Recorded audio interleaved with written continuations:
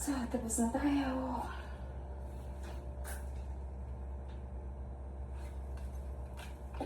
So, gamit natin yung lock-in. Lock-in. And, gamit natin yung sinag na shirt bagong padala nila. Of course, Scooby. And, at saka,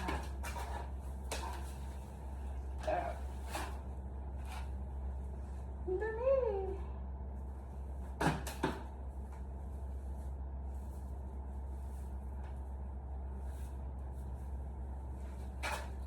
Lock-in socks. So, naglagay ako ng ganito, plantar ko.